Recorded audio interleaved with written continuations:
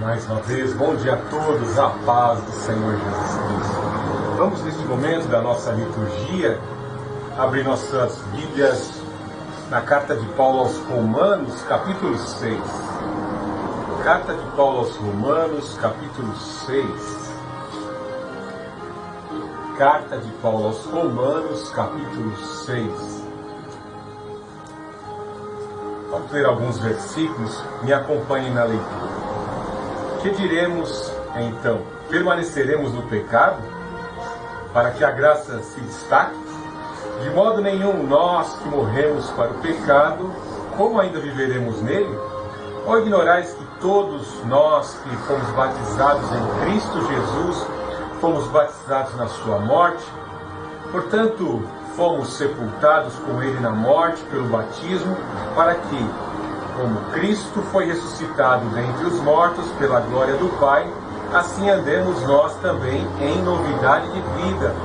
Porque se fomos unidos a Ele na semelhança da sua morte, certamente também seremos na semelhança da sua ressurreição.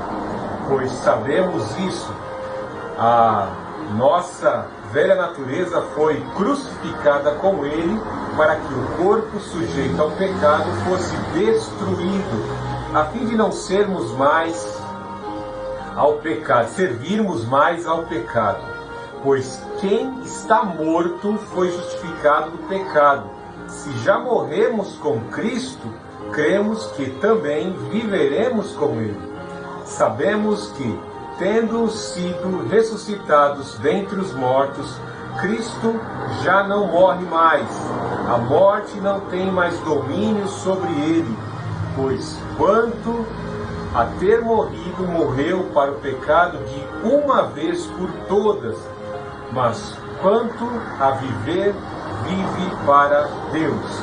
Assim também considerai-vos mortos para o pecado, mas vivos para Deus. Vamos aí no verso 6:20. Porque quando eres escravos do pecado, estáveis livres da relação em relação à justiça, e que frutos colhestes das coisas de que agora vos envergonhais? Pois o fim delas é a morte. Mas agora, libertos do pecado e tendo sido feitos escravos de Deus, tendes o vosso fruto para santificação. Tendes o vosso fruto para a santificação. E por fim a vida eterna. Porque o salário do pecado é a morte, mas o dom gratuito de Deus é a vida eterna em Cristo Jesus, o nosso Senhor. Oremos. Deus Altíssimo, Deus de amor, Deus de poder, eu te louvo, Senhor Jesus Cristo, porque o Senhor me livrou da condenação da lei. A remanescente cristã Filadélfia te adora e te exalta, porque somos livres da condenação da lei. A tua lei é boa, perfeita, expõe o teu caráter, ó Deus, e ela viria como juízo desferir morte e condenação às nossas vidas.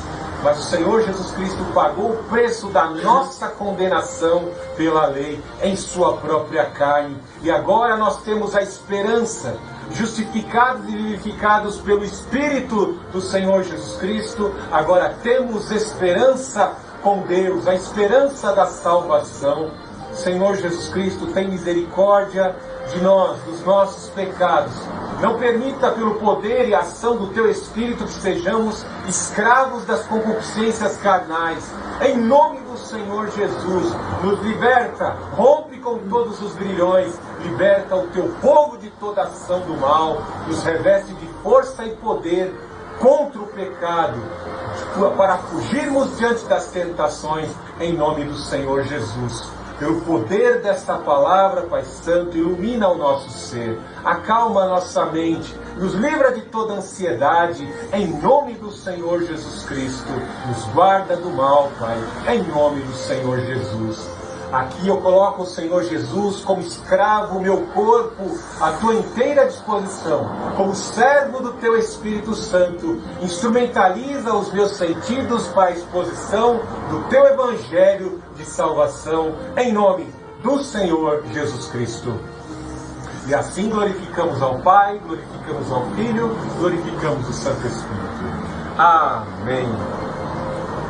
A carta de Paulo aos Romanos, ela é extremamente complexa e se tentarmos fazer uma leitura rápida, talvez não achemos respostas para muitas das dificuldades que temos na nossa vida pessoal, na nossa vida íntima, porque aceitamos ao Senhor Jesus como Salvador, passamos pelas águas do batismo e de repente, se formos negligentes, veremos que talvez a antiga vida, a antiga cultura, os antigos hábitos tornam novamente a se reanimar dentro de nós.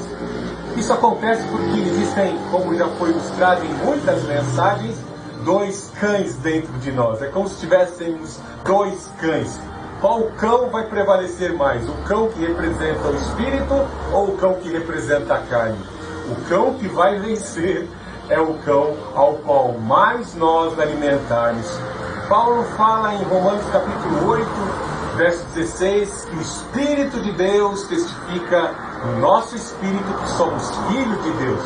Se somos filhos de Deus, nós vamos tentar copiar o Filho de Deus, que é o padrão, o Senhor Jesus Cristo. Alimentaremos o Espírito, mas se nós rejeitarmos, nos abstermos da obra, nos abstermos da vida de obediência, resistindo em obedecer, nós estaremos alimentando o nosso eu, a nossa carne, e nós seremos derrotados. Os que cedem à carne, aos vícios, serão condenados. Adúlteros, fornicários, maledicentes, toda sorte de pecado, estes serão condenados. Louvado seja o Senhor Jesus Cristo em seu sacrifício, pois somente na ação do próprio Deus, vindo oferecer-se em sacrifício na cruz do Calvário, pôde haver uma esperança de salvação.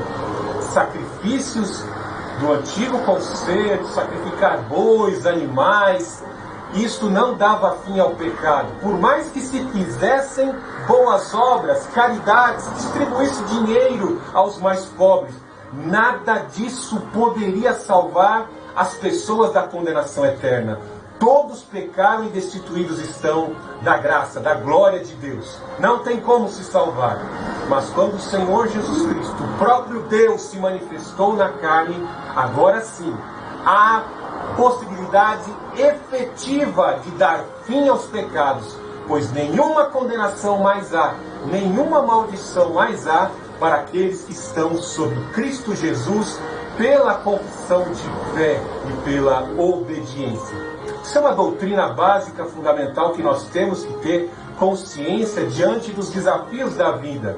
Vivemos na expectativa da vinda do Senhor Jesus Cristo e temos que a todo instante, em obediência, em vigilância com relação à nossa conduta e à obra que estamos realizando, vivermos em santificação, pois sem santificação ninguém verá a Deus. Como eu disse, era um dilema muito grande para nós hoje, né, que aceitamos ao Senhor Jesus e temos que viver uma fé, uma cultura totalmente dominada pelo mal, instituições falidas, corrompidas pela infiltração dos agentes do mal. E nós nos vemos diante desse desafio, como proceder, como sermos santificados. O bombardeio é muito forte. Imagine para o judeu naquela época, quando recebeu esta carta de Paulo, esse tratado do apóstolo Paulo, se eles pensavam, não, a única forma de nós chegarmos ao verdadeiro Deus é pela obediência à lei. E aí o judeu, aquele que vivia lá dentro da sinagoga adorando, dentro do templo de Herodes adorando, para ele era algo terrível, porque ele entrava dentro do templo, adorava, oferecia ali o seu melhor do seu animal, se ele tivesse uma boa intenção e não fosse tão ganancioso, oferecia ali o seu melhor animal. O escritor de Hebreus mostra claramente, sangue de touros e de bodes não podem purificar o homem dos seus pecados. Que dilema terrível! Quando vamos a fundo na compreensão da lei, compreendemos que a lei de Moisés, ela nunca teve a intenção de salvar ninguém. Você se lembra quando a lei de Moisés foi entregue? Ela foi entregue no primeiro dia de Pentecostes, após 50 dias de terem celebrado a Páscoa, né, cruzado o Mar Vermelho, estavam ali o povo a uma certa distância do Sinai, E a manifestação terrível do Deus Altíssimo se manifestou ali no Sinai, onde Moisés estava 40 dias em consagração. Foi uma visão terribilíssima. Os anjos vieram entregar, naquele primeiro Pentecostes, a lei. Foi algo terrível, a ponto de Deus exortar a Moisés, fala até para Josué, ele fica muito colado em você, fala para Josué afastar-se. Animal algum que encostar na região, ali aos pés do Sinai, se encostar ali, vai morrer com a minha presença terribilíssima. Logo, temos aqui uma visão superficial de que o nosso Deus, a sua lei, o seu caráter são extremamente santos e inefáveis à nossa mente para compreender o grau de santidade de Deus. O povo ficou tremendo, temendo o Senhor e viram realmente o Deus que nos tirou do Egito é muito mais forte, muito mais poderoso do que os deuses do Egito, e Ele é santo, santo, santo. Eles viram a manifestação do poder de Deus através das pragas e dos juízos, e agora lhe tiveram parcialmente a manifestação do poder de Deus, entregando a lei expondo o caráter de Deus, e a lei que seria de certa forma uma constituição, apresentando uma lei cerimonial, uma lei civil e a lei moral. Ou seja, uma constituição que iria reorganizar socialmente, espiritualmente, moralmente o povo de Deus para ser uma nação santa, uma nação de sacerdotes para servir ao Senhor. E nós observamos que até mesmo Moisés, que teve aquela experiência de recebimento da lei, o próprio Moisés pecou. Ele não pôde entrar na terra prometida porque feriu a rocha com o cajado e pela segunda vez e com ira. E ele pecou nas águas de Meribá, como nos diz lá 1 Coríntios 10, ele não pôde entrar. Como quando vemos que ninguém consegue obedecer à lei, isso desmonta toda a religião do judaísmo e os seus fundamentos, porque os judeus esperam até hoje a vinda do Messias e aguardam em obediência à lei, achando que pela lei eles podem se salvar. Como eu disse, a lei nunca teve por intenção salvar ninguém. Ela simplesmente, ela teve simplesmente a intenção de nos mostrar o caráter de Deus. E quão impossível é um homem que traz na sua carne, na sua mente, toda a desconfiguração moral e espiritual contraída pelo nosso primeiro irmão Adão lá no Jardim do Éden, foi ali fomentado, implicado pela vaidade, contaminado pela vaidade de Satanás. Então a lei, ela tinha essa finalidade, expor o caráter de Deus, mostrar os critérios da santidade de Deus. E vemos que quando vem o Senhor Jesus Cristo afirma: eu não vim para revogar a lei, eu vim para cumpri-la. Cumprir o quê? Cumprir a lei cerimonial, pois sangue de animais, por mais devoto e penitente que fosse o homem, os sacrifícios eram ineficientes. O sacerdote morria. Se o sacerdote pudesse ser santificado e justificado no dia da expiação, ia ter mais de 500, talvez 3, 4, 5 mil anos. Impossível. O sumo sacerdote morria porque trazia na sua natureza a contaminação do pecado. Então o Senhor Jesus Cristo cumpre num sacrifício perfeito e num único sacrifício o poder de ressuscitar mortos, o poder da justificação que a lei jamais conferiu. O Senhor Jesus Cristo deu apenas uma amostra do seu grande poder na ressurreição do Lázaro, próximo ali da Páscoa. Muitos acreditavam, os fariseus principalmente, que eram os mais devotos em obedecer à lei, pensavam: vamos obedecer à lei, pelo mérito da obediência nós vamos ressuscitar dentre os mortos. Ninguém pode. O Senhor Jesus Cristo disse: tirem a pedra, Lázaro, vem para fora. E Lázaro ressuscitou dentre os mortos. Ele afirmou aos mesmos fariseus: destrua esse templo e ao terceiro dia o meu Pai o refará de novo. E ele ressuscitou dentre os mortos, mostrando toda a incompetência da lei que é perfeita e boa para salvar. Somente o Senhor Jesus Cristo deu uma amostra verdadeira de que somente Ele pode salvar o homem. A lei é incompetente para salvar o homem. Por isso, fique atento. Vou abrir um parênteses aqui na mensagem, pois os movimentos neo-judaizantes têm crescido na plataforma do YouTube.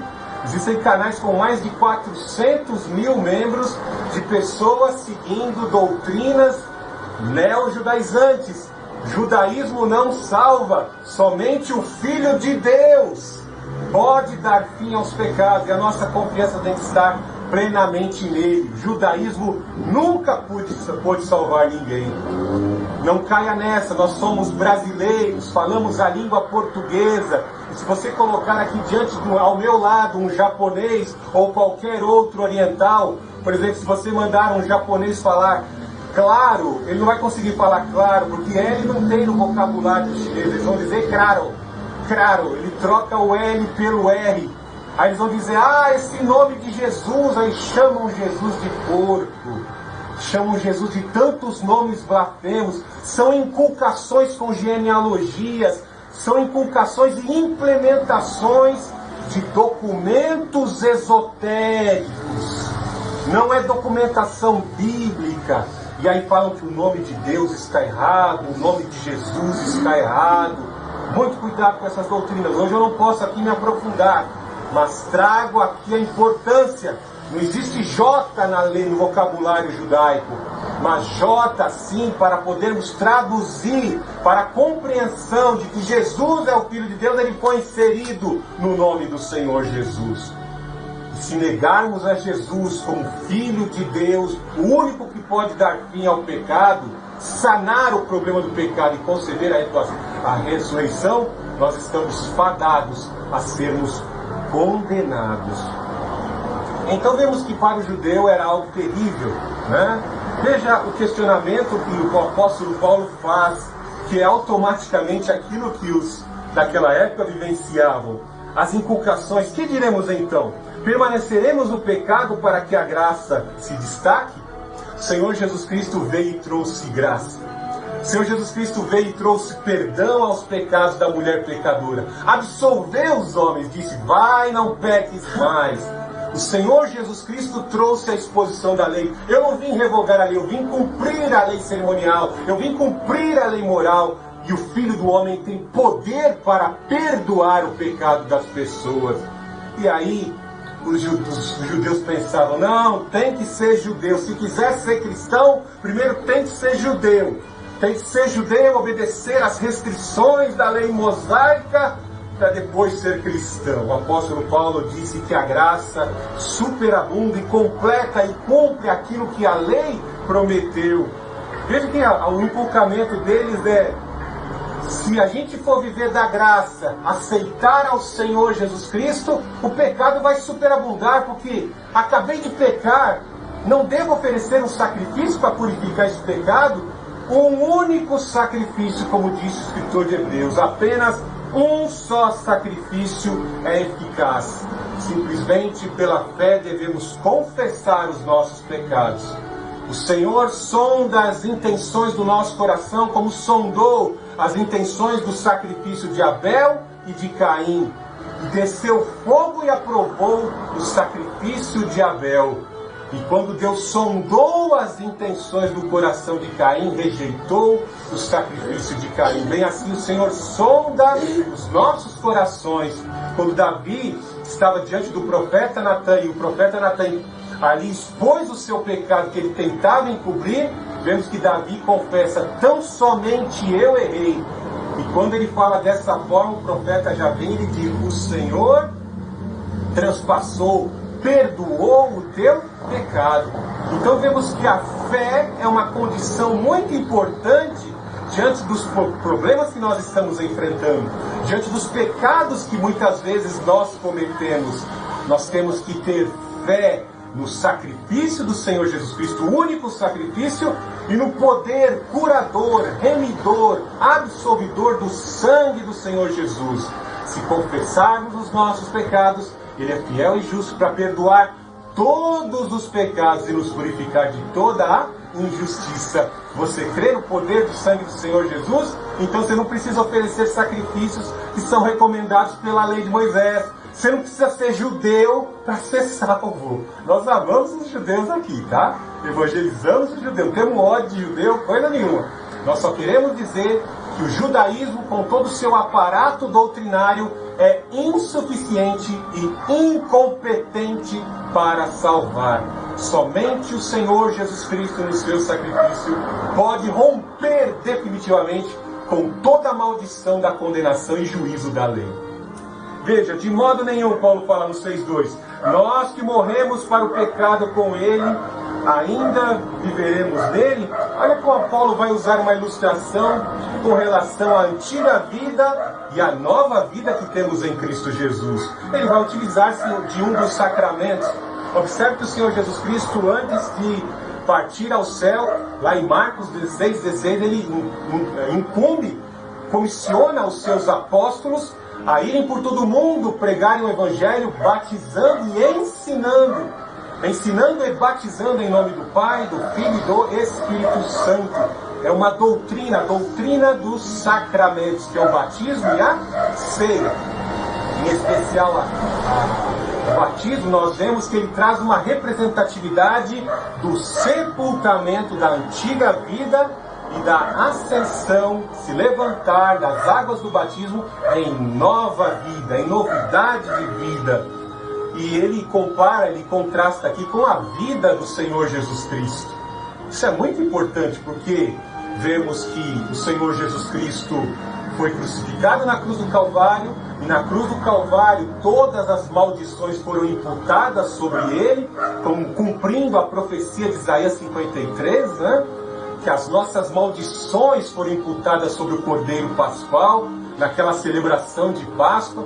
No mesmo horário em que os cordeiros pascuais eram degolados, assim o Senhor Jesus Cristo deu o seu último suspiro, e o sacrifício foi aceito. O véu do templo de Herodes abriu de cima a baixo, indicando que Deus rasgou o véu do santuário e aceitou aquele sacrifício para a remissão de pecados.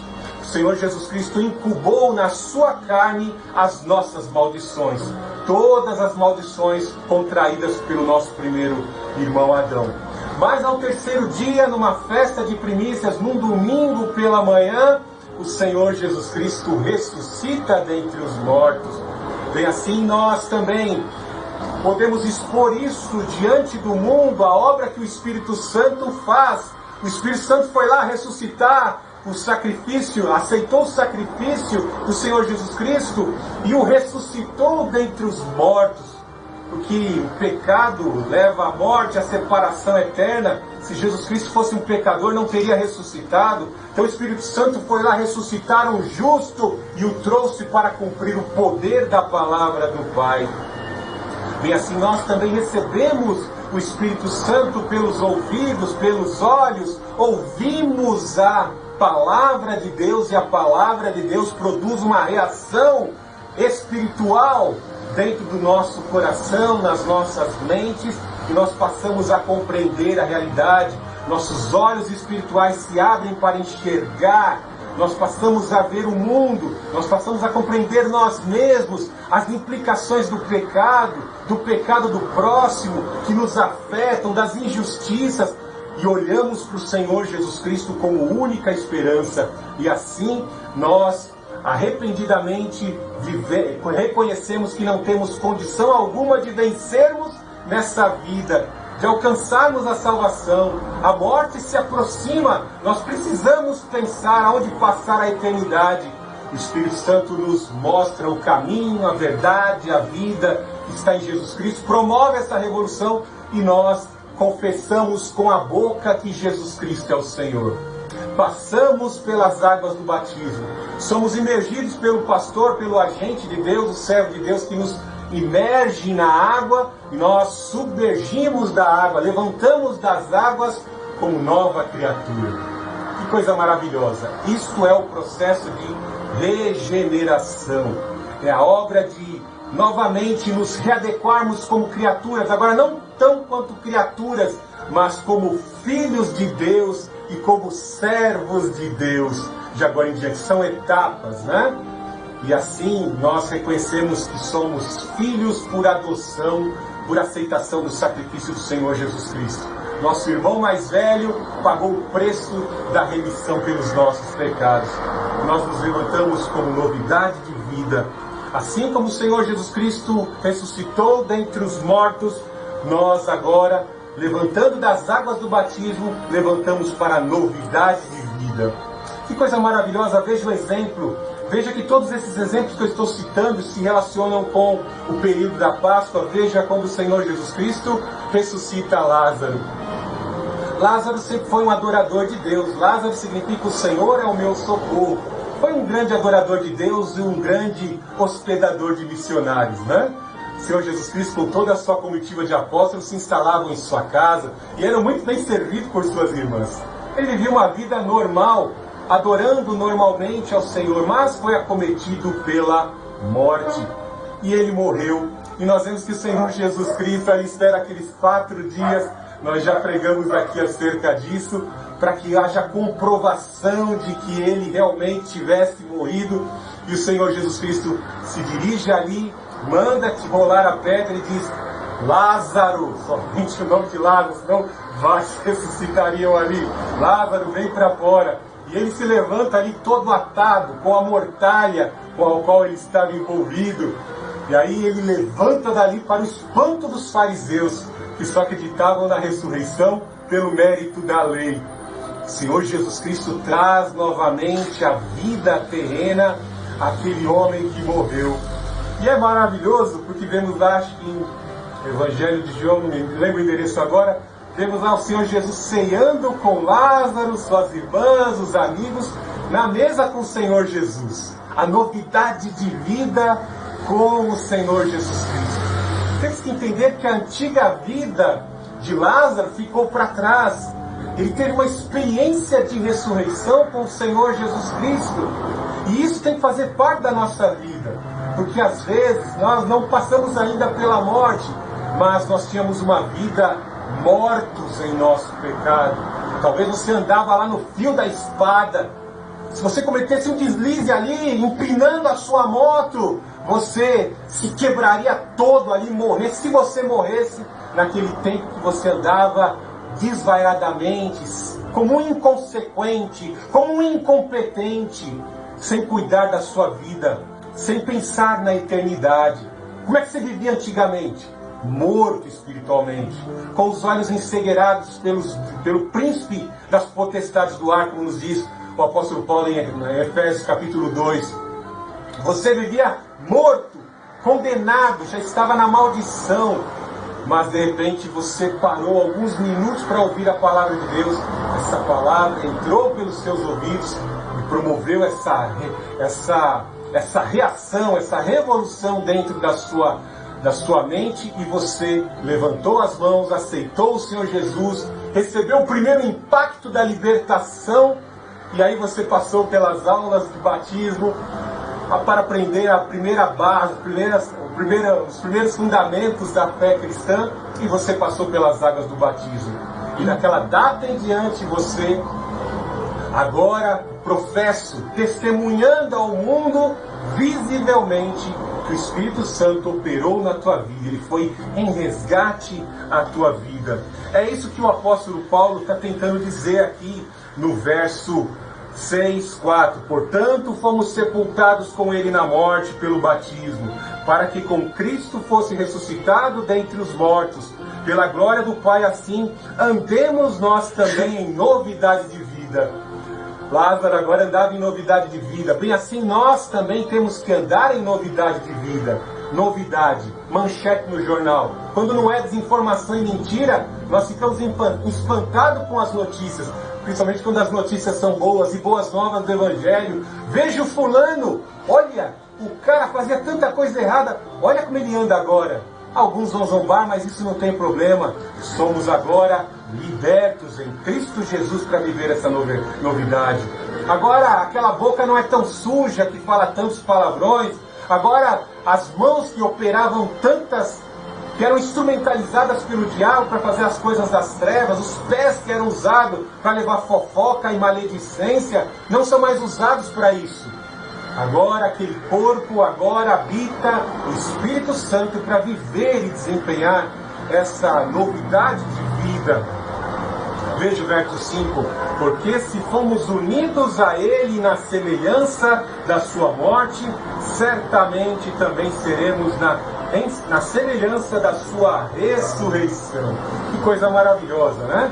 Nós identificamos a nossa vida à do Senhor Jesus Cristo. Nós unimos a nossa vida à do Senhor Jesus Cristo. Lembre-se do texto da videira verdadeira, que nós somos os ramos que assim brotam da videira que é o Senhor Jesus.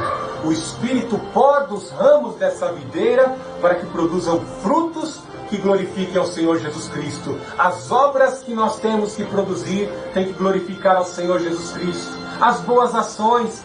Não adianta como os judeus pensarem em obedecer à lei e fazerem obras que glorificam a Deus. É muito pelo contrário, essas obras vão engrandecer a eles mesmos, porque eles querem nomes de ruas em homenagem ao nome deles, prédios e edifícios no nome deles, obras de caridade, instituições de caridade no nome deles. Eles querem isso para exaltar o nome dele. Não, nós somos ramos do Senhor Jesus Cristo.